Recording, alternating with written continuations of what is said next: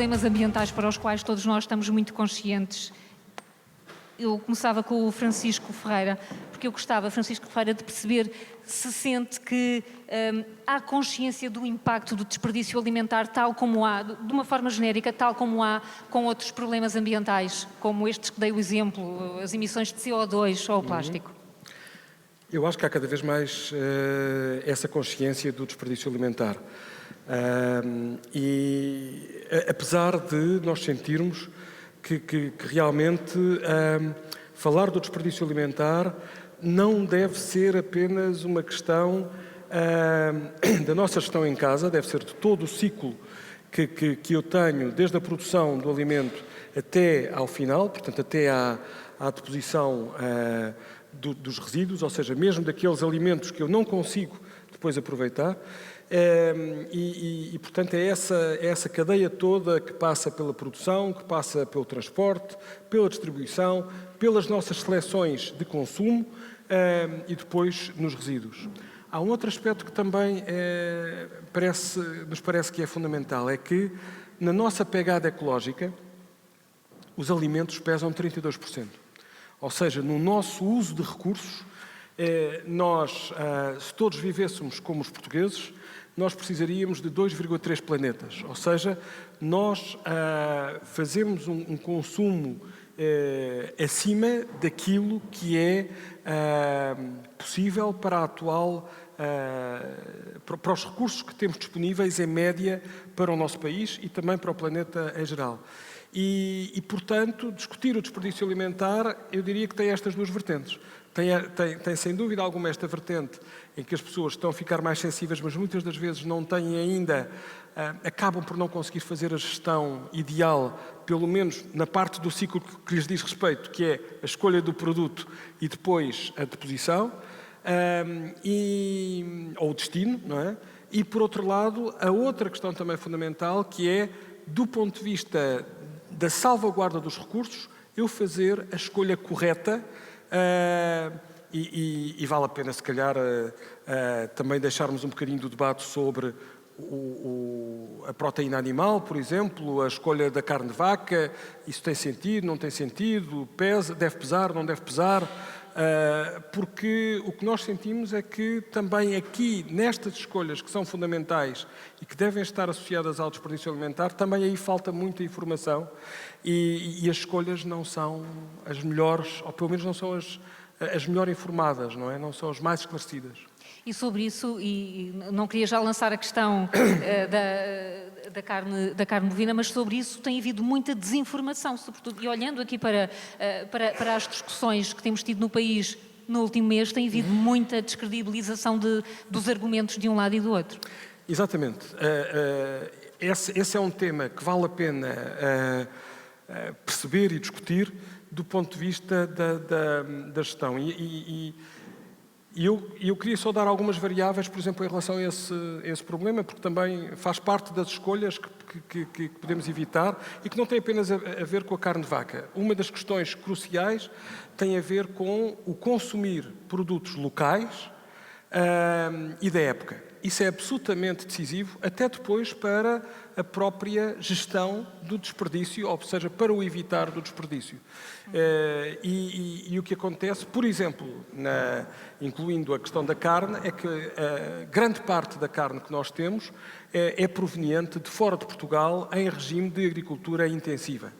E, portanto, logo aí, o peso em termos das emissões e em termos do consumo de recursos acaba por ser grande quando eu escolho esse tipo de proveniência. Mas isso é válido para a carne e é válido para todos os produtos. E depois, realmente, tem muito a ver com um segundo fator, que é a quantidade de carne que eu como.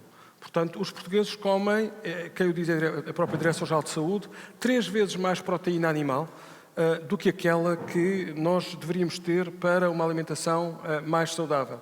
Portanto, aqui não se trata de passar para o zero, trata-se de reduzir. E depois ainda percebermos, e essa questão também tem a ver com a questão da carne, que é, nós nos ecossistemas, não é? Nós temos o primeiro nível da cadeia alimentar, que são os vegetais. E depois temos um segundo nível, passa para a carne, não é? Elas próprias se alimentam do primeiro nível da cadeia alimentar. E nós temos aí muitas perdas energéticas. E, portanto, a questão é que se nós fizermos uma aposta numa alimentação mais vegetariana, nós estamos a ser mais eficientes do ponto de vista do uso dos recursos naturais. Mas se nós, por exemplo, também utilizarmos carne que provém de uma agricultura extensiva, portanto, em que o número de animais por hectare é mais reduzido, em que eu tenho pastos com várias valências, em que inclusive eu posso retirar o carbono da atmosfera, isso faz toda a diferença entre um regime em que eu tenho as vacas a serem, portanto, a estarem num regime extremamente intensivo. E só explicar-vos já agora, portanto, porque é que há este entre aspas, não diria ódio, mas esta animosidade em relação às vacas e ao gado bovino. É porque, realmente, o gado bovino é responsável por aquilo que se chama a fermentação entérica. A digestão deles tem um processo que se chama a fermentação entérica, que emitem metano. Esse metano sai pela boca do processo de digestão e o metano é um gás 25 vezes mais potente do que o CO2 em termos de retenção do calor, ou seja, causando o aquecimento global e as consequentes alterações climáticas. E por isso é que se diz que o gado é tão problemático. Só mesmo para terminar, curiosamente em Portugal, o gado para a produção de leite, nos últimos 30 anos tem-se mantido ao mesmo nível, portanto não tem aumentado o número de animais, mas mesmo em Portugal, o número de animais para carne aumentou 50%. E aumentou 50%, acima de tudo, em agricultura intensiva. Portanto, há aqui razões, diria eu, de ambas as partes, porque não preciso de chegar ao zero, mas reduzir o consumo de carne tem, efetivamente, vantagens e é preciso percebê-las porquê, e não é só a questão da carne em si. É que carne, de onde vem, de que regime de produção. João Menezes, há de facto muita falta de informação ainda sobre o que comemos, o que representa aquilo que comemos e o impacto que tem aquilo que comemos. Sim, talvez então começar por cumprimentar aqui os presentes e agradecer o convite. Eu diria que neste tópico de sistemas de alimentação sustentáveis, o objetivo último deve ser termos um planeta e termos saudável e termos pessoas saudáveis. Esse deve ser o objetivo último.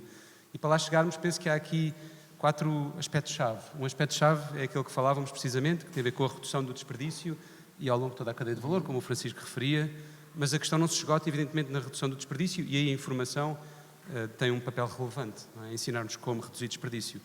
Há outras 2 ou 3 dimensões, eu diria, que são absolutamente chave. Uma é alguma mudança de comportamentos e aí também a informação tem um papel-chave, e o Francisco referiu também essa questão. Nós temos, de facto, que ter dietas mais saudáveis e mais consentâneas com um modelo de desenvolvimento sustentável, nacional, regional, global, e isso implica mudanças de comportamento. Depois diria que há um terceiro dos 4 aspectos-chave, e o Francisco também tocou este aspecto, que é o termos sistemas de produção regenerativos, mais responsáveis, porventura menos intensivos, mas também passando por outros aspectos, termos sistemas de produção a montante, digamos, na cadeia de valor, que sejam regenerativos e muito apoiados em soluções assentes na natureza, que possam ter mais valias ao nível, por exemplo, da captura de carbono, portanto tenham mais valias noutros domínios. Depois há uma quarta e última, diria, dimensão, onde também aqui a informação tem um papel-chave, que é a dimensão da inovação. Eu tive esta semana, e a inovação já agora, trazendo o digital também com ela, mas não se esgota no digital, a inovação. Há muitos aspectos de inovação que não têm a ver com o digital, bem pelo contrário, são bastante orgânicas. Mas eu tive esta semana e o digital, ou a inovação, diria, ajuda a tornar mais eficiente e mais transparente toda a cadeia de valor. Vou só dar 2 exemplos muito rápidos onde é que eu quero chegar com esta ideia de tornar as cadeias de valor mais transparentes e mais eficientes. Por um lado, e ligando a informação também para fechar a resposta, por um lado, esta ideia de que um kiwi que venha da Nova Zelândia emite o seu peso em carbono.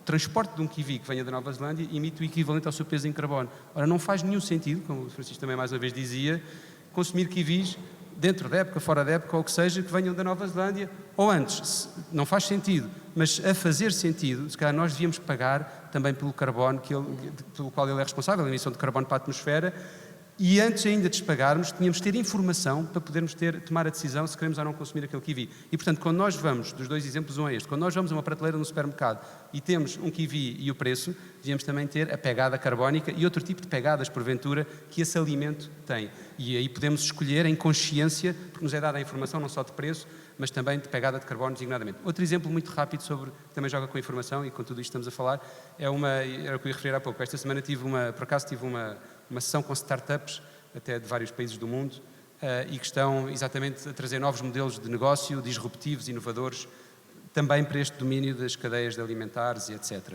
E uma delas, chamada, deixem-me só não me enganar, chamada WinNow, é uma startup que junta, é uma solução que junta a inteligência artificial a esta questão do desperdício alimentar e que isto traduz-se em instalar câmaras de filmar nos caixotes de lixo dos restaurantes, e atenção que é uma startup que já não está em fase de conceito, já está no mercado a operar em vários países do mundo, e portanto sempre que o chefe ou alguém na cozinha lança um restos de comida, digamos assim, para o caixote de lixo, literalmente, a câmara, por um sistema de inteligência artificial, calcula o valor que está a ser desperdiçado, o valor em euros. E não aciona nenhuma sirene. E dá ao chefe, a sirene é esta, dá ao chefe ao fim do dia. O chefe apanha com um choque elétrico. Apanha um Exato, choque é elétrico. isso. Ao fim do dia dá-lhe esse choque elétrico da conta, ao fim da semana de quanto é que está a ser desperdiçado, monetariza o desperdício. E ao monetarizar o desperdício, em tempo real, dá informação relevante ao chefe. É isso. E sabemos como a economia ajuda muito nestas coisas. Bom, a chefe Hélio Loureiro, eu já ia ouvi-lo e já lhe queria questionar, até a propósito do kiwi, porque também tem uma imagem muito interessante sobre isso. Mas então vamos começar pelo desperdício, porque a cozinha da autora é muito associada ao desperdício. A folha perfeita do agrião, a rodela do meio da laranja e o resto. Não sabemos porque é que é utilizado. Ainda é assim, a cozinha da autora ainda é assim, e é assim que é feita a formação dos chefes. Muito boa tarde a todos e muito obrigado pelo convite. De facto, às vezes sinto-me um bocadinho como o Santo António a pregar os peixes, embora os peixes, segundo o milagre, virão ouvir o Santo António. E eu, às vezes, nem isso me ouvem. Eu, todas as terças-feiras, estou na Praça da Alegria por uma razão única. Uma é pela redução de sal, outra é para, todas as semanas, falo de 3 coisas que são essenciais: sazonalidade, proximidade e biodiversidade. E falava há pouco da proximidade, e quando falo de proximidade é exatamente dizer isso, que é comam carne de vaca, mas comam carne de vaca nacional, comam carne de vaca barrosã, madonesa, marinhoa, mas reduzam a proteína animal. Tenham este cuidado de reduzir a proteína animal. Nós, na nossa tradição culinária portuguesa, nós, na nossa gastronomia tradicional portuguesa, e tradição, semanticamente, só quer dizer transmitida, ou seja, não é ser tradicionalista, não é ser conservador, não é ser retrógrado, mas transmitir esta tradição, que é comermos aquilo que é das nossas genes cultural, que é comer uma boa sopa com bons legumes, comer um bom arroz com legumes e com os peixinhos da horta, e nós não precisamos comer todos os dias carne nem comer todos os dias peixe. Esta informação não passa. Nós podemos fazer 500 mil colóquios como este, porque estamos aqui não sei quantas pessoas, mas esta informação fica sempre, é muito urbana. E porquê? Olha, eu vou-lhe dar exemplos. Durante a semana vou a fábricas, a hospitais, a escolas, com um trabalho que se chama mesmo 100% alimento, em que pretendemos reduzir o desperdício alimentar e uma comida mais saudável com menos sal. E uma das grandes preocupações, entre outras, é exatamente para ajudar as pessoas a procurar que elas também, em suas casas, tentem reduzir o desperdício. E uma das coisas que ouço na maior parte destes operários é que eles dizem assim: mas eu não como restos. Eu não vou comer restos. Eu não vou aproveitar agora as cascas de banana para fazer um bolo de cascas de banana. Eu não vou aproveitar agora as cascas de laranja para fazer uma compota de laranja. Eu não vou aproveitar as cascas do ananás para fazer compota de ananás. Ou seja, ou cascas de batata, ou seja o que for. Criou-se também uma ideia, por exemplo, que a batata é um mau alimento. O que é bom agora é comer batata doce. O que é bom agora é comer abacate. Não importa de onde é que ele venha. O abacate atravessa o mundo para vir até nós, mas não importa. Isso não importa. O que é bom é abacate, porque o abacate é que é a salvação. O que importa é que a quinoa tem uma pegada ecológica enorme, mata os peruanos todos à fome, porque a quinoa custava 50 cêntimos ou 30 cêntimos para os cubanos, agora custa 2 euros, mas o mundo ocidental criou a ideia que a quinoa era a salvação do mundo e que nos ia salvar a todos. As sementes de Gorgi eram a salvação do mundo, era o superalimento, também tem uma pegada ecológica, isso também não importa. Mas o que importa é que nós temos estes superalimentos de alguém que nos diz e nós comemos tudo e vamos ingerir tudo. E isto é sempre piramidal. Ou seja, temos uma razão sempre que é de piramidal, ou seja, no cimo da pirâmide está os intelectuais, a gente pensante, as pessoas que vivem nas cidades, que vão dizendo aos outros aquilo que vão comer. E aquilo que vão comer. Por exemplo, estávamos a falar de carne de vaca. Sabe quantos restaurantes é que abriram nos últimos tempos? Qualquer um sabe. Só de carne, dedicados à carne maturada. Nunca se falou tanto contra a carne de vaca. Que não se produz em Portugal, certo? Há na Galiza, creio. Não, aqui em Portugal, só em Lisboa já para aí 10 Estou a falar, mas a produção da carne maturada. A produção de carne maturada, quando eu comecei na hotelaria há 35 anos, a carne maturada sempre existiu. Ou seja, uma boa carne, entrava desde o tempo de Escoffier era um grande chefe de cozinha do século XIX, princípio do século XX, e ele dava indicações como é que se devia tratar uma carne de res, que já é uma coisa que já se fazia, que era, entra uma peça inteira, vai para o frigorífico, uma temperatura seca, uma temperatura frio, mas seco, e está lá pelo menos 4 semanas. E só ao fim de 4 semanas é que ela é desmanchada e tem que ter uma camada de gordura deste tamanho. Ou seja, uma vaca nunca pode ter menos de 6 anos. E só ao fim desse tempo é que ela é desmanchada. Sempre foi assim, até aos anos 80. Até uma altura em que entrou uma legislação em que proíbe que a carne de vaca tem que ser consumida passado 2 semanas. Claro que a partir daí começamos a comer todos carne dura. A carne que até tenra passou a ser carne dura. Essa legislação depois foi desatualizada, ou foi atualizada e passou-se a comer carne maturada. Mas, ou seja, nós que andamos aqui a educar as pessoas para consumir menos carne, de repente assistimos hoje, andamos com isto de dizer que a carne de vaca, que é de facto um problema, não só pela pegada ecológica que acabou de dizer do metano, mas sobretudo por causa das grandes produções de carne de vaca que vêm do Brasil, da Argentina, do Uruguai, que isso é que é o grande problema, não é da nossa carne de vaca que nós produzimos aqui. E hoje acontece que aparecem mais não sei quantos restaurantes só de carne de vaca maturada. Ou seja, muitas vezes eu sinto isto de nós andarmos aqui... as informações contraditórias. Contraditórias. Nós passamos a falar de sazonalidade e, de repente, quando chegar a altura agora de Natal, os supermercados vão ser invadidos de cerejas que vêm do Chile. Agora vem a época dos diospídeos e vão ver que as bloggers e as influencers, que agora são influencers, que é fabuloso, as influencers vão dizer que os diospídeos engordam muito, fazem muito mal à saúde, porque engordam. E esquecendo eles que os diospídeos são um fruto fundamental nesta altura de inverno. Exatamente. E os romãs fazem tão bem, ou melhor, do que fazem as sementes de Gorgi. E que nós não precisamos das sementes de Gorgi para nada, porque temos as romãs que são nutricionalmente equilibradas. O chefe Hélio Loureiro já disse-lhe numa entrevista que não devemos comer um peixe que tenha viajado mais do que nós a vida toda. Exatamente. E é uma excelente imagem do que aqui nos deixa. E depois há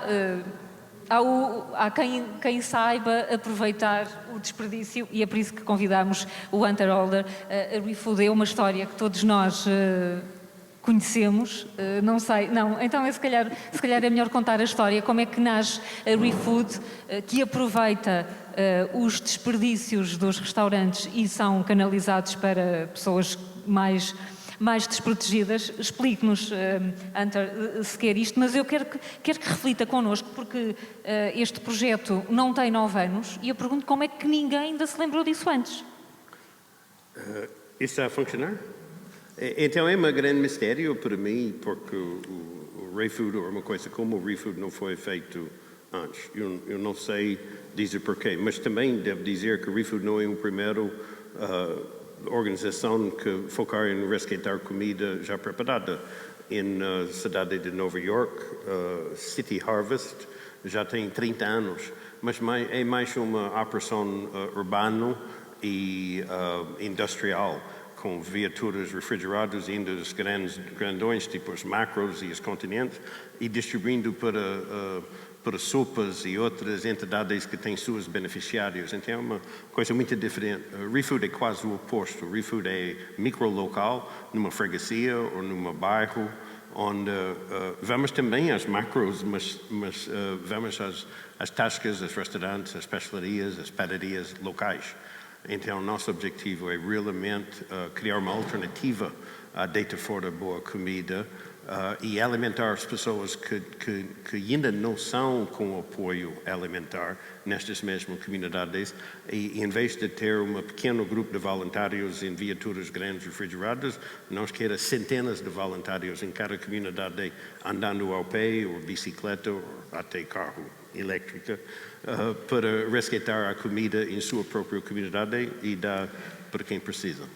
Mas consegue explicar, consegue pensar porque que esta ideia, que parece óbvia, teve que partir de si, ainda por cima, quando estava desempregado, não é? É como se ninguém tivesse pensado nisto antes.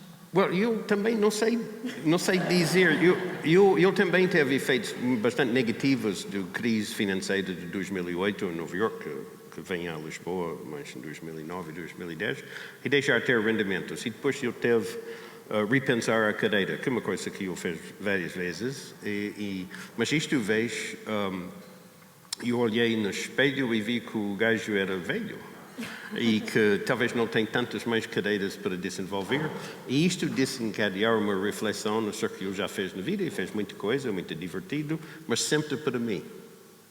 E isto não soar bem na altura, e eu tomei uma decisão de que isto veio vou trabalhar para as outras, mas eu não sabia da ideia de ReFood nesta altura do jogo. Eu desenvolvi alguns potenciais projetos de grande escala, para a ingresso de fundos para as ONGs ou para mudar o Olímpicos. Na altura do Olímpico, era 2008, era o mais recente, e teve aquela asneira do China vai para todo lado do contorce e todos dizem mal delas por causa do Tibete, e eu pensei que os Olímpicos forem a ganhar mal fama e é uma coisa de dignidade humana e que eu penso que era errado.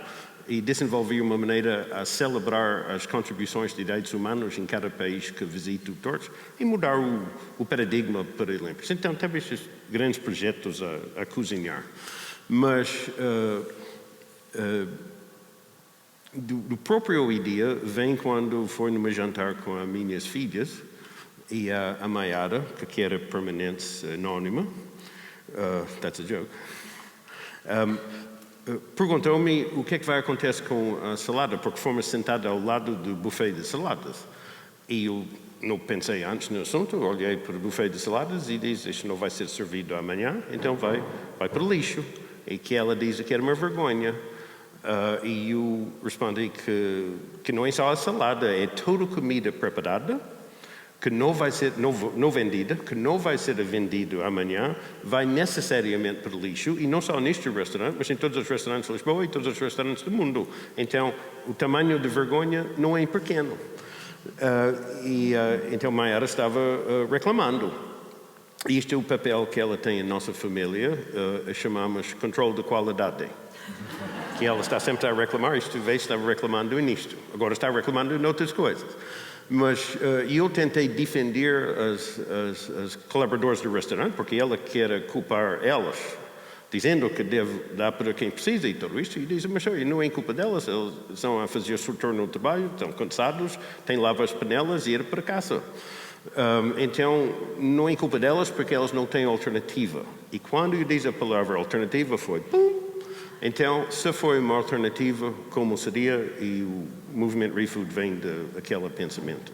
Foi de uma alternativa. Dulce Ricardo, há alternativas ao desperdício alimentar? Há alternativas ao desperdício alimentar, mas eu quero pegar um bocadinho no início desta conversa.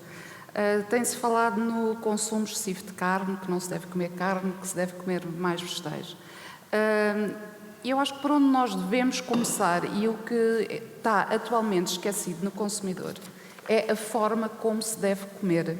Portanto, nós temos uma dieta mediterrânica, uma dieta muito rica, e a forma efetiva como nós devemos comer está até representada numa roda dos alimentos. O que é que acontece atualmente? Estamos perante um consumo excessivo de carne porque as pessoas não comem a quantidade necessária. Portanto, a quantidade preconizada de carne e que está presente nesta roda dos alimentos é que a pessoa por dia deve comer cerca de 75 gramas de carne, o que equivale mais ou menos à palma da mão. Portanto, o que é que acontece? As pessoas comem mais e lá está. Portanto, se formos todos a um restaurante e se não tivermos um grande bife no nosso prato, se for preciso, ainda insultamos a pessoa que nos está a servir. E é óbvio que isto depois se torna numa roda que leva efetivamente ao desperdício alimentar. Portanto, estas questões que têm surgido e que têm vindo a público de agora deixa de se comer carne, deve-se comer carne, portanto, temos que começar a olhar para trás de como é que nós devemos consumir os diversos alimentos e a riqueza que temos todos ao nosso dispor. Outra coisa também muito interessante que foi dita aqui é em relação aos superalimentos. Portanto, as pessoas deixam de comer efetivamente aquilo que é nacional, portanto, aquilo que iria levar a uma maior sustentabilidade e possivelmente a um menor desperdício, para comer as bagas godes e, portanto, aos quais eles associam superpoderes e acham que aquilo lhes vai fazer bem de um dia para o outro. Só a nível de exemplo, portanto, nós fizemos um estudo sobre bagas goji há muito pouco tempo. Portanto, analisamos cerca de 20 marcas e a maior parte das marcas estavam carregadas de pesticidas. Portanto, estas ideias destes novos produtos que agora surgem no mercado, que pensam ser a última gota no deserto, não. Portanto, nós temos produtos sazonais e é isso que tem de ser incutido no consumidor para ingerir. Outra coisa também muito importante, ligado também ao desperdício alimentar, é a quantidade de produto que o próprio industrial põe ao dispor do cliente. Portanto, uma pessoa que viva sozinha, ou uma família constituída por 2 ou 3, quando vai comprar um produto, e vou dar como exemplo os iogurtes, como podia dar outro exemplo qualquer, portanto, eu não posso ir para casa sem comprar 4 a 6 embalagens de iogurte. Portanto, nós temos de começar a trabalhar, e como aqui também já foi referido, a montante, portanto, voltar àquilo antigamente. Porque é que eu não posso comprar só um iogurte? Portanto, todas estas medidas iriam ajudar a que o desperdício alimentar seja efetivamente menor, sem ter que recorrer, sem inventar a roda. Portanto, ou seja, muitas coisas já existem efetivamente. É só senso comum. João, quer acrescentar? Eu também queria só aqui acrescentar uma coisa. A maior parte das famílias, nós estamos com famílias cada vez mais pequenas. E, portanto, é precisamente esta questão de quando eu só poder às vezes levar embalagens grandes que também não ajuda. É um projeto em fase piloto em Paris, já noutras cidades, há de estar a chegar a Portugal. O que é que eles fazem? Entregam às pessoas embalagens, e embalagens com um design absolutamente irrepreensível, e como têm com parceiros de grandes marcas, portanto, vocês recebem embalagens, por exemplo, para gelado, eu gosto de fazer as marcas, só pessoas parceiros, gelado Häagen-Dazs, ou desodorizantes Axe, ou cereais de pequeno almoço Kellogg's, e portanto tem tudo o que sejam produtos alimentares e de higiene, mas embalagens metálicas muito bonitas e duráveis. Recebem esse kit de embalagens e depois a Loop faz-vos a entrega em casa, o refill. Portanto, quando acaba, em vez de estarem a comprar novas embalagens no supermercado e a desperdiçarem embalagens, porque estas embalagens depois perdem-se, não é? Dos shampoos, dos desodorizantes, enfim, dos cereais, tudo isso, dos iogurtes. A Loop, neste caso, leva-vos a casa por meios que são bicicletas, como referiu o Hunter, ou meios elétricos, e faz o refill, portanto é voltar a comprar a granela, é voltar ao passado. O outro exemplo, já agora só que eu queria deixar, e que acho que também é importante quando se fala de desperdício, nós temos os 3 R's, e o Francisco diz sempre que o R mais importante é o da redução. Exato. Mas depois temos os outros desafios dos R's, da reutilização e da reciclagem. Vou só dar um exemplo de cruzamento entre indústrias, e eu represento um bocadinho, se quiserem, aqui nesta mesa, o setor empresarial, também por ter esse ónus, de cruzamento entre indústrias que são fundamentais. Por exemplo, a indústria da moda, e quem diria, por acaso o Moda de Lisboa costumava ser aqui, agora este ano não foi, mas a indústria da moda, se não teria sido na semana passada, a indústria da moda tem enormes cruzamentos agora com o desperdício alimentar. 2 exemplos. o caso da Ferragamo, que é um designer de moda de alta costura, como sabem, que tem uma linha chamada Orange is the New Green, e basicamente o que ele faz em Itália é vai buscar os desperdícios da indústria de sumos de laranja, as cascas da laranja, literalmente, que eram desperdício, e pega na casca de laranja e faz uma fibra natural e tem uma linha incrível de malhas, mas de laranja, feitas a partir da fibra da laranja, e é uma linha de alta costura, atenção, Ferragamo, o Orange is the New Green. E tem também uma série de outros desperdícios da indústria alimentar, variedíssimos outros, dos ananases, mas também nos vegetais, os cogumelos, a fazer fibras, a dar origem a fibras, a partir das quais se fazem ou substitutos da pele animal, para sapatos ou para malas. Portanto, tem umas malas feitas de cogumelos de um designer holandês, absolutamente incríveis. Se estiverem cansadas de usar a mala, podem simplesmente atirá-la e ela pode servir para compostagem. Última nota, só dentro também da inovação, a ideia de transformar produtos em serviços. E, portanto, para reduzir desperdício, a ideia do Product as a Service. E, portanto, eu posso ter uma mala que é biodegradável, quando me canso dela, ou posso pagar um fee para poder ter um certo número de peças de roupa que eu posso usar todos os meses, e são peças de roupa ótimas, mas quando chega ao fim do mês, como eu quero trocar por outras, não são as minhas, eu entrego-as e recebo outro kit. E, portanto, eu não sou dono do stock, como sabem, a sharing economy, não é? Eu não sou dono do stock, eu tenho um serviço que me dá acesso a um conjunto de produtos e que me permitem satisfazer a minha ânsia de mudança, no caso da moda, mas sem os impactos ambientais, sem as coisas ficarem a apodrecer, passa a expressão, nos meus armários lá de casa. Mas é sustentável, ou melhor, a ideia que está aqui a lançar é de que é possível continuarmos a ter o mesmo padrão de vida, mas não prejudicando excessivamente o ambiente, é isso? Não, nós temos absolutamente que mudar comportamentos, sem dúvida, mas é possível, mas não tem que doer tanto. Tem muita logística, não é? O problema aqui que eu noto, mas eu acho que tocou num ponto fundamental, não é? Que é toda esta questão do consumo, não é? Ou melhor, do desperdício, tem a ver diretamente com o consumo. E nós, efetivamente, temos que perceber, e isso é que é muito difícil para nós, temos que perceber que a nossa qualidade de vida, a nossa satisfação, a nossa felicidade não é proporcional ao consumo. Quer dizer, isto é muito difícil. Nós, quando estamos deprimidos, há esta ideia, dizem os psicólogos, que nós temos tendência, então, para ir comprar alguma coisa, aqueles que têm dinheiro, quer dizer, para ficar mais calmos. Isso realmente não é bom para o ambiente, não é por aí. E realmente nós temos que mudar esse paradigma. Nós temos que perceber que as nossas escolhas e o nosso nível de consumo é absolutamente vital para a salvaguarda do planeta e que a nossa qualidade de vida consegue ser perfeitamente assegurada sem esse consumo exagerado. Agora, há também coisas que às vezes, que realmente no dia-a-dia, nós podíamos fazer a mudança. Até já não estou a falar em ir ao mercado. Eu vivo em Palmela, vou ao mercado ao sábado de manhã, que é quando alguns dos produtores locais vão lá fazer as vendas e, portanto, dá jeito de comprar naquela altura, porque são produtos da zona e mais baratos, etc.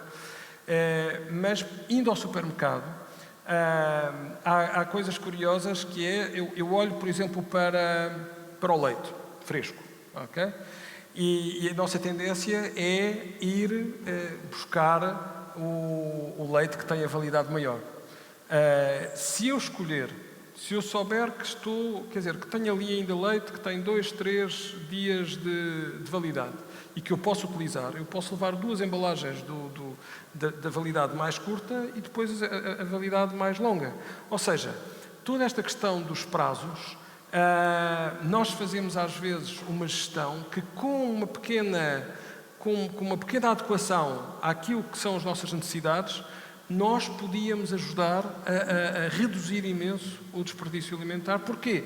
Porque tudo o que é fresco, etc., que vai ficando lá porque nós escolhemos sempre aquela que tem a validade maior e muitas das vezes não precisávamos, isso vai se traduzir com a certeza absoluta em produtos que vão ser desperdiçados. Portanto, para além de discutirmos outra questão que é crucial quando se fala do desperdício, que é sempre a data da validade e a data que é mais para a DECO que sabe estas coisas. Consumir de preferência consumir de preferência antes e o consumir de até. e o consumir até, não é? E, portanto, percebermos essa diferença e fazermos a seleção. E, além disso, há também depois outras questões. Nós seguimos uma série de famílias, foi no Conselho de Oeiras, um projeto que tivemos ligado à gestão da eletricidade, etc. Mas o que nós notámos é que realmente era absolutamente decisiva a forma como as pessoas decidiam o consumo nos dias de ida ao supermercado. E as diferenças são abissais e a maior parte, infelizmente, eu diria que são famílias má gestoras neste sentido de não fazerem realmente um planeamento que lhes permita depois reduzir o desperdício. E não é só aquela regra de não ir fazer compras com fome. Há mais do que isso. É preciso um planeamento. Sim, é preciso uma pequena literacia. É preciso uma pequena literacia. Mas isso também ajuda. Também é uma das medidas que se deve. Portanto, é tal fazer a lista de compras, ler corretamente os rótulos, não se diferença nas validades. Não seguir as influencers e comer 3 quilos de Pelo vaca antes de ir ao menos supermercado. saber interpretar o que elas dizem. Chefe Eleonora, há a questão das sobras. Já nos disse que a maior parte das pessoas não quer utilizar sobras, não quer usar a casca da laranja nem a casca da banana, mas todos nós provavelmente trabalhamos fora, passamos a vida a correr. Há coisas que temos que assumir que nos ocupam tempo. Olha, Como é que isso se gera? Era isso exatamente que estava a falar, que é importante. Tem que haver uma educação alimentar, e a educação alimentar começa exatamente pelas crianças. Eu só acho que só uma educação para o gosto é que nos pode salvar deste problema, que é de facto o próprio ambiente, a própria alimentação.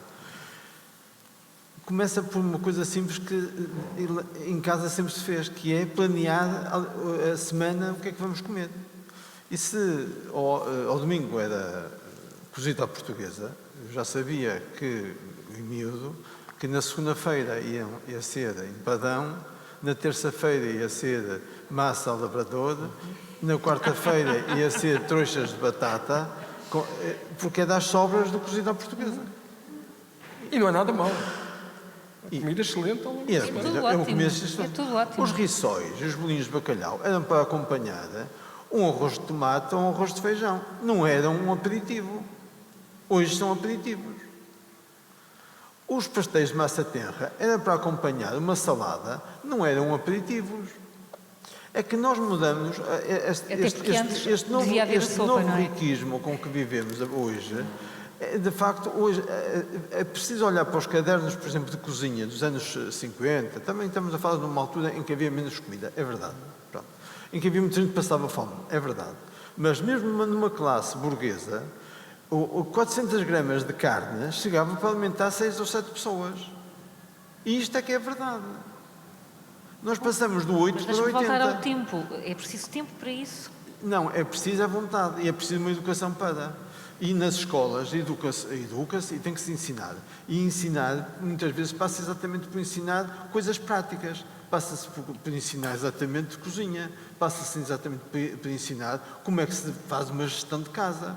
Uma gestão do dia-a-dia, uma gestão de economia doméstica, porque pode ser fantástica a matemática, mas depois não se saber quanto é que é um decilitro ou quanto é um litro. Eu às vezes vou às escolas para que as crianças percebam, por uma questão lógica, que 100 gramas, 1 quilo divide 100 gramas, e às vezes as crianças têm uma dificuldade enorme para entender aquilo de uma forma concreta, mais prático do que abstrata. Mas esta educação para o gosto é essencial. Eu vou-lhe dar um exemplo do que acontece muito nas fábricas. Hoje as cantinas têm normalmente 5 pratos à escolha. Nos anos 80 tinham 2. Tinham um prato e tinham dieta. Hoje tem 5 pratos. Mas agora tem que ter a opção vegetariana, a opção sem glúten. Pronto. A carne maturada. Não, é verdade, Vegan, é verdade. vegan. E depois tem uma coisa que é um fixo. Eu sempre trabalhei em hotelaria de 5 estrelas, de luxo, essas coisas todas, e depois sou consultor do grupo de valor. E quando comecei a entrar neste mundo das cantinas, um dia fui para várias e havia um senhor que marcava, chegou lá, amanhã o que é? O fixo. E eu o fixo. Eu comecei, o fixo, eu perguntei, o que é o fixo? O fixo é um bitoque. E este senhor come bitoque há 20 anos. Ou seja, aquele senhor comia, há 20 anos que ele comeu o fixo. E e depois há uma realidade que é, todos os dias, em todas estas cantinas, têm doces, todos os dias. Todos os dias. Todos os dias eles têm 4, 5 doces à escolha. Eu pergunto se nós, todos os dias, quando chegamos a casa, temos todos os dias sobremesa. Se temos, não devíamos ter. Se temos, não devíamos ter. Mas nas cantinas, todos os dias têm doces. As Todos os dias cantinas, têm as cantinas que são refrigerantes. um local de grande desperdício. Do qual de grande desperdício e de má alimentação. Porquê?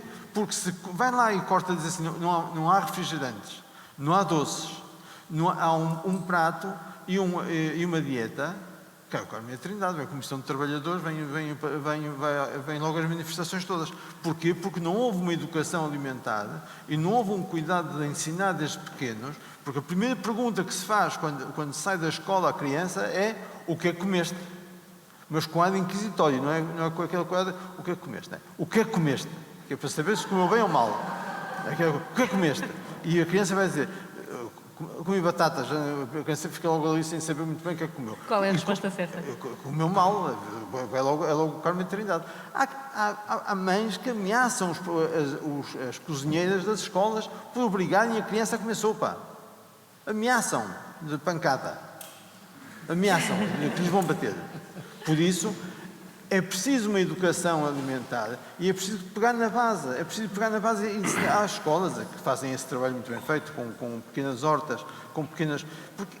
Mas só isto é que funciona. E, de facto, é preciso reduzir o impacto no ambiente, é preciso reduzir o consumo de carne, não é só o peixe também, é preciso reduzir o consumo de peixe, é preciso reduzir o consumo de proteína e é preciso dizer às pessoas que há outras sugestões. As pessoas podem comer 3 vezes, 4 vezes de uma alimentação vegetariana por semana e não precisam comer carne nem peixe todos os dias, mas isto tem que começar por casa, porque se não começa em casa, não é nas escolas que se vai educar isso. E o João Menezes estava aqui a lançar esta questão, que está sempre presente, que é o aumento da população. Portanto, há aqui a grande questão da sustentabilidade. Só dar esta nota, quer dizer, diz-se que diz-se, assenta em estudos, evidentemente, que até 2050 nós temos que ser capazes de duplicar a produção de comida, para acompanhar o crescimento da população. Para nós duplicarmos a produção até 2050, significava termos que crescer em produtividade 2,7% ao ano a partir de hoje até 2050, e a produtividade dos sistemas alimentares não está a crescer 2,7% ao ano e não vai crescer com muita inovação, e eu sou um grande adepto, já perceberam, e com muita tecnologia e com muita eficiência de produção e de uso de meios e de recursos naturais, não vai crescer a 2,7% ao ano. O Dr. Henrique de Barros, aliás, falou nisso numa entrevista que deu agora há pouco tempo, e o Dr. Henrique de Barros fala exatamente disso, que é esta nova geração vai viver menos anos e muito fruto da obesidade, muito fruto da má alimentação. E já gosto de dar esta nota também. As Nações Unidas para o ano têm uma cimeira sobre a UN Food Summit em 2021 e os trabalhos preparatórios para a UN Food Summit já começaram, evidentemente, e uma questão-chave é essa: como é que nós vamos alimentar com qualidade, e voltando ao início, porque acho que é a última oportunidade, como é que nós temos um planeta saudável e pessoas saudáveis em 2050, 10 mil milhões de habitantes saudáveis num planeta saudável, e saudável faz parte, evidentemente a alimentação faz uma parte integrante, é uma parte-chave, sem triplicar a ocupação de solos,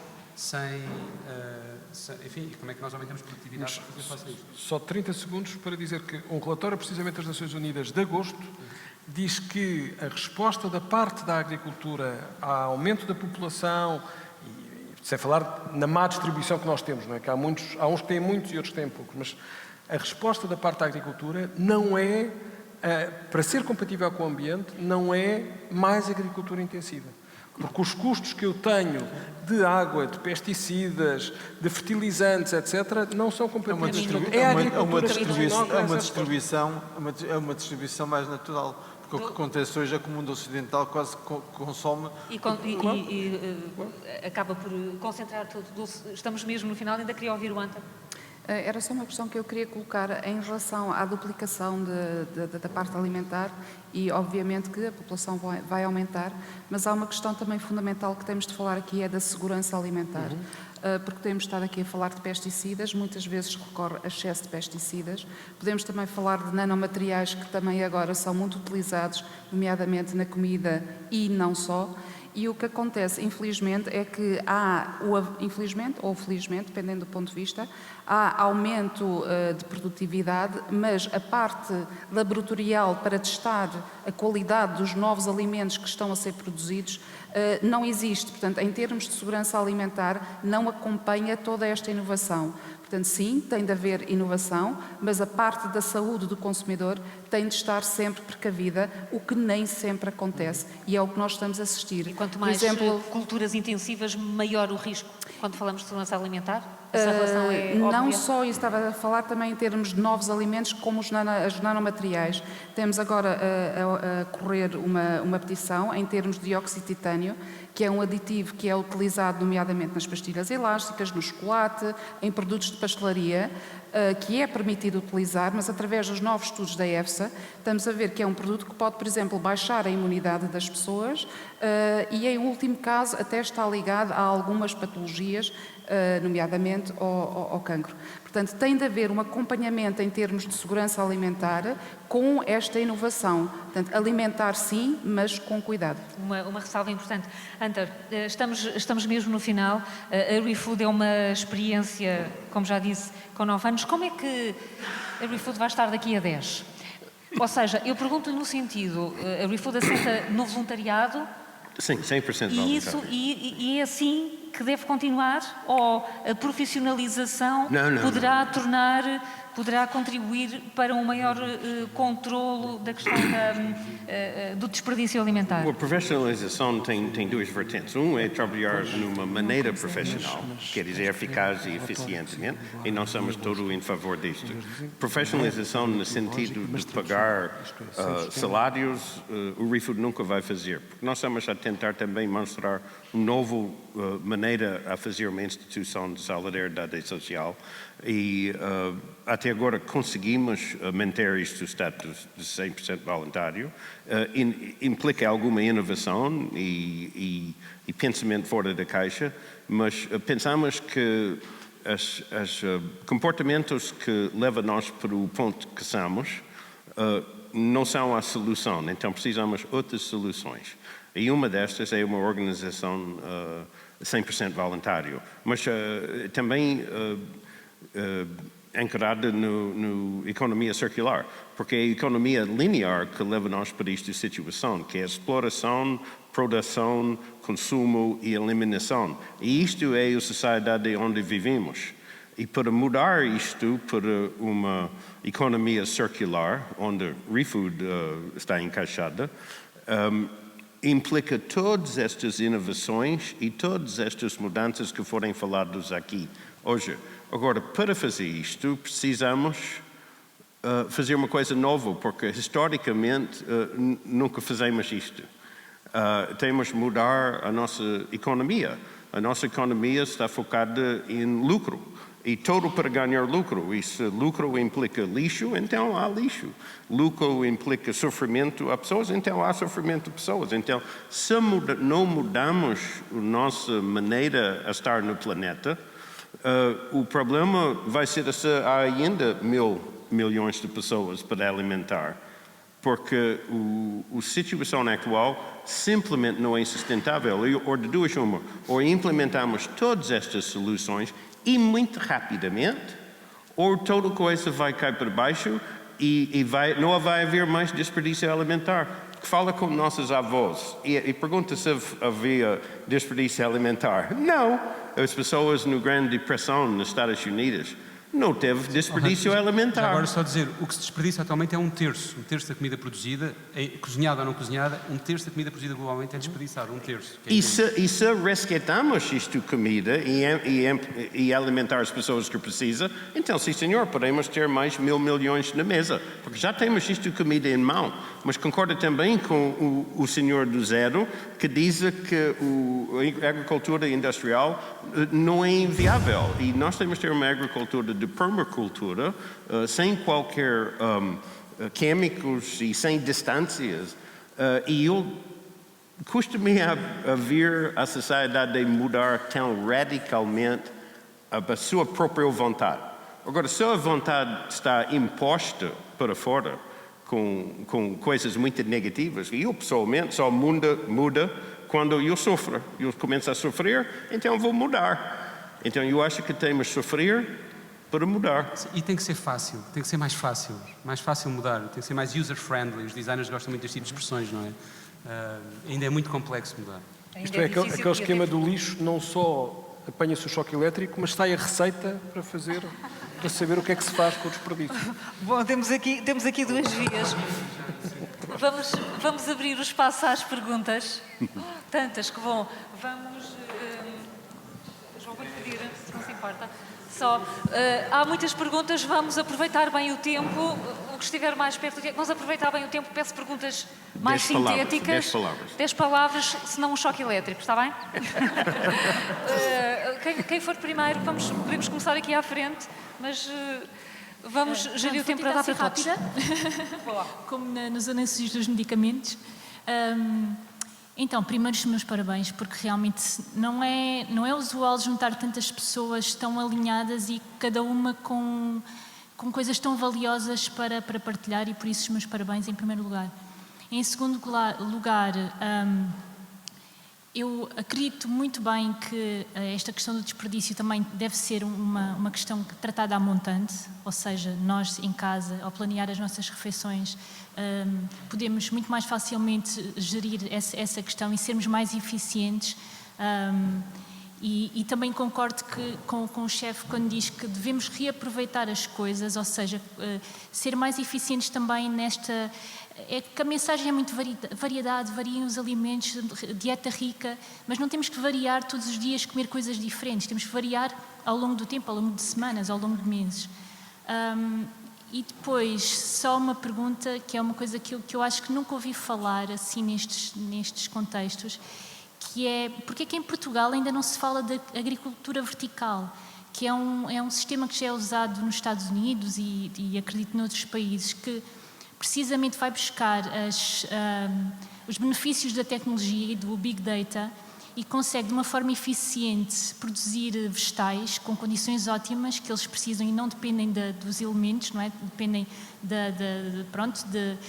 dos nutrientes que são lá postos e da quantidade de luz e da quantidade de umidade, e usar essa tecnologia permite, acho eu, resolver em parte este problema da agricultura Agricultura para todos. vertical. Sim. Obrigada. Alguém quer falar? Só sobre isso dizer que o Portugal Ventures, que é digamos, o fundo de investimento do Estado português em startups, um fundo de capital de risco, digamos assim, acaba de lançar uma call exatamente na área de smart farming ou smart green, agriculture, uma coisa assim nesta linha, precisamente para tentar integrar mais indústria 4.0, a inteligência artificial e todas as derivadas da indústria 4.0, não é?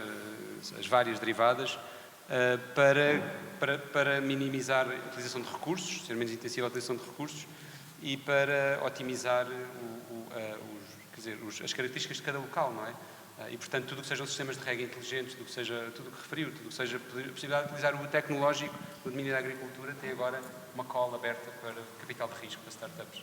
Obrigada. Há também um projeto muito interessante que é nos topos dos prédios, a construção de jardins de ervas aromáticas e de alface e tudo, que são ótimas porque são cheios de metais pesados e por isso morremos mais depressa, também são fantásticas.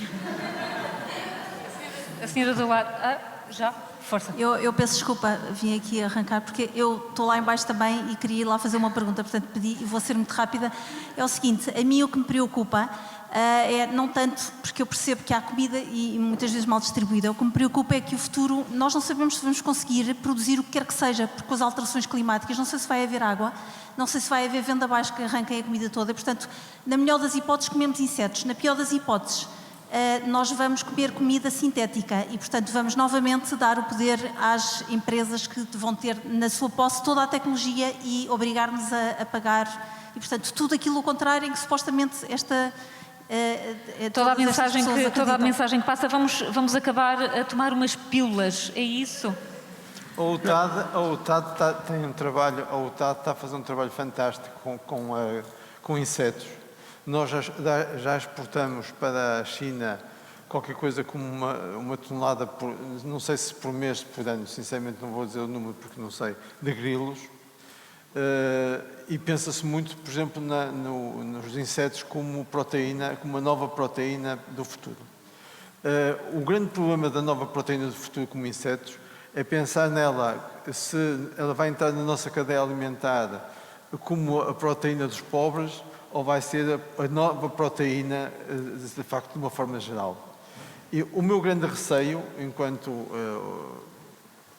humanista, enquanto pessoa que quer uma sociedade justa, quando se fala da ReFood, o meu sonho é acabar com a ReFood, porque não há nada mais que ofender a Deus que obrigar o pobre a estender a mão. Portanto, quando acabar com os pobres, é a sociedade justa. Se os insetos forem, de facto, obrigados a ser a próxima proteína do futuro, que seja para todos, mas que não seja para se fazerem bolachas para a África ou para a Ásia mais pobre. Mas que entre como uma nova proteína, mas que seja transversal a toda a sociedade e que possa ser transversal a todos. Mas é o que diz, e bem, que nós não sabemos o que é que vai acontecer, porque, por exemplo, no Douro, as grandes transformações climatéricas estão a se assistir. Existem novas pragas, por exemplo, nos castanheiros e nos olivais, que não existiam há 10 anos atrás. Eu recomendava, quem queira ter uma ideia do que é que será o sistema agrícola e o solo à escala mundial nas próximas décadas, eu recomendava uma leitura, já tinha referido isso, há um relatório das Nações Unidas, do painel intergovernamental para as alterações climáticas, que nos diz como é que tem que ser o uso do solo e quais são as implicações do próprio clima nesse uso do solo e nas culturas agrícolas e na floresta nas próximas décadas. E o caminho que eles apontam não é propriamente o caminho de nós acabarmos todos a comer alimentos sintéticos e insetos e não sei quantos. É realmente uma linha de proximidade, de eu aproximar uma linha muito mais tradicional, digamos assim, de uso dos recursos do que propriamente uma versão mais futurista. a versão insetívora, que é capaz de não ser tão má como isso tudo, mas não é... Os gafanhotos são ótimos. São bons. Em relação a esta questão da proteína, também não acredito que vamos acabar a comer todos os produtos sintéticos. Em relação aos insetos, ainda não é muito aceito em Portugal, de facto, o consumo de insetos, mas nomeadamente em Espanha... Já comemos caracóis. Mas o caracol não é um inseto, mas pronto. Mas atualmente existe em vigor um projeto grande, por exemplo, em Espanha, porque estamos todos muito preocupados com a fonte proteica. E em Portugal isso também pode ser adotado. Temos zonas desertas sem nenhum tipo de produção e podemos também apostar, tal como eles estão a fazer, nas leguminosas. Portanto, voltar a introduzir lentilha e outro tipo de leguminosas cujo nosso solo está perfeitamente adaptado para a sua produção e, de facto, aí contribuir também por uma questão de sustentabilidade. Próxima pergunta. Muito bem, agora. Boa tarde e muitos parabéns pelo painel, que também subscrevo o que disseram. Pegando um pouco nesta questão das alterações climáticas e na necessidade que nós temos de alterar comportamentos, eu queria lançar uma pergunta. Como é que sugerem que se reeduquem os adultos? Porque nas crianças, na escola, é mais fácil chegar às crianças e fazer com que as crianças desenvolvam hábitos que vão fazer face a esta questão das alterações. Mas nos adultos é muito difícil, e eu digo isto porque envolvi-me recentemente num movimento Parents for Future de adultos que apoiam estes movimentos e esta greve climática global, mas que querem ir como pais e como familiares, querem ir mais além e querem ajudar os jovens a convencer ou a persuadir ou a reeducar precisamente os adultos. E temos enfrentado e têm enfrentado inúmeras barreiras e inúmeras dificuldades, muito pela negação, muito pela questão de... estão a ser muito alarmistas, as coisas não vão ser assim. Quando nos dizem quando nós referimos que é necessário alterar comportamentos, as pessoas ficam muito, retraem-se e dizem, não, mas não é necessário porque isso não vai fazer nada. Vai fazer. Portanto, a minha pergunta é, o que é que sugerem que se faça para reeducar os adultos? Reeducar os adultos. Vou-lhe pedir que passe o microfone àquele senhor. Vamos começar a juntar perguntas para conseguir ouvir todos. Se faz favor, não está esquecida a pergunta. Bom, muito boa tarde. A minha questão é mais relativa àquilo que foi dito sobre o setor agrícola, sobretudo pelo Francisco Ferreira, da Zero, que eu gosto muito de ouvir, mas acho que quando se refere aqui à carne de vaca, e depois de alguma maneira o chefe teve a amabilidade de falar de sistemas extensivos, como a carne alentejana, a aroquesa e outras, tem que se explicar a coisa em pacote, porque senão as pessoas saem daqui, e já percebemos também que os superalimentos não são solução, sem saber o que vão comer em casa. Portanto, falamos em sustentabilidade ambiental, mas ao mesmo tempo temos que falar em sustentabilidade social. Porque se acabamos com o sistema extensivo de produção de carne em Portugal... Mas eu falei do extensivo, precisamente. Falou no extensivo, mas falou sobretudo no intensivo, como se o sistema de produção de carne bovina em Portugal e de outras carnes fosse só intensivo, o que não é o caso. Não é essa a intenção. Portanto, e quando me refiro a sustentabilidade social, estou a falar, temos um problema enorme que é a sobrepopulação nos centros urbanos. E, portanto, o sistema extensivo em Portugal tem imenso a ver com o ordenamento do território e com a economia rural. Portanto, temos que falar destes temas de forma global, porque senão estamos aqui a transmitir uma informação e comunicar algo à sociedade que quer saber mais, quer ter mais informação, de uma forma muito parcial. Portanto, é preciso ter cuidado com isso. E, sobretudo, falar deste tema em termos de neutralidade carbónica, porque no extensivo, por exemplo, os sumidores de carbono, que são as pastagens, ultrapassam em muitas emissões dos próprios bovinos. Portanto, estas situações têm que ser encaradas de forma global. Eu estou aqui como consumidor da DECO, estou como voluntário da ReFood e, portanto, é realmente um tema que me apaixona e causa-me algum transtorno, embora o debate seja equilibrado. Dou os parabéns à DECO porque os intervenientes realmente fazem que este debate seja algo equilibrado, mas cuidado com a mensagem que se passa à sociedade. É preciso tratar o tema de forma global e não de forma parcial. Obrigada. Vamos aproveitar para mais uma e depois respondemos a estas três. Pois, o meu é um bocadinho, não tem muito a ver, mas tem. Eu posso só resumir. Sim. Gostei imenso do painel, gostei imenso de todas as estratégias de desperdício, de tudo o que nós teremos que fazer no futuro em termos de poupança, mas a mim preocupa-me uma coisa que foi aqui aflorada, muito aflorado por alto, e que é sempre só aflorado no discurso público por uma ou duas pessoas que tenham alguma coragem. Estou a falar de comunicação social, opinion leaders, por aí fora. E eu peço desculpa se vou ferir algumas sensibilidades, mas é o crescimento da população, que vai ser exponencial. A minha questão é possível, com todas estas estratégias de poupança, sustentabilizar o crescimento populacional que nunca ninguém fala, que é em demasia e vai ser o maior problema. Se calhar não vai ser a água, nem vai ser o desperdício da comida. Eu sei que se calhar há aqui problemas éticos no meio disto, mas percebem o que eu estou a dizer? A natalidade, porque é que o discurso vem sempre, somos poucos? É preciso incentivos à natalidade? Eu não acho.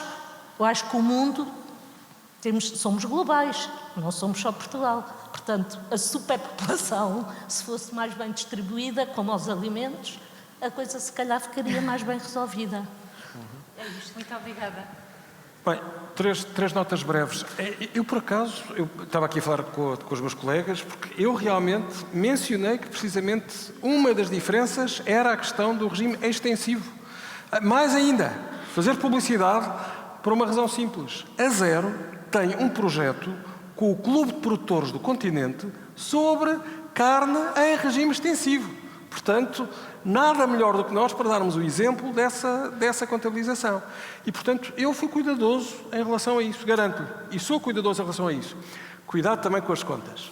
Porque é assim, o sumidouro de carbono das pastagens em comparação com os animais e as emissões que têm. Depende do encabeçamento, depende da quantidade de animais que lá tem. Há uma tese muito conhecida, orientada por um colega meu do técnico, o Tiago Domingos, que tem as contas todas feitas para Portugal, e, portanto, depende do número de cabeças de gado que eu tenho, e há uma coisa também, que é, bem, a pastagem, ou a zona em causa, o solo em causa, tem uma determinada capacidade de retenção de carbono. Se não tiver lá vacas, na contabilidade global, o sumidouro é maior do que sem as vacas. Portanto, tudo depende de como a gente relativiza as coisas, não é? É evidente. Portanto, mas essas coisas nós temos os números, avaliamos e somos tão rigorosos quanto possível. E também tem em consideração a dimensão social. Exatamente, neste contexto. Agora, vamos à questão dos adultos. Eu acho, para já, não é propriamente uma divergência, mas eu acho que a educação, nós não temos tempo para estar só a confiar nas crianças, mas eu acho que aí se calhar temos, eu acho que nós precisamos de uma consciencialização e de uma mudança de hábitos que tem que ir a todas não deixar ninguém de fora, ir a todas as classes, a todas as idades.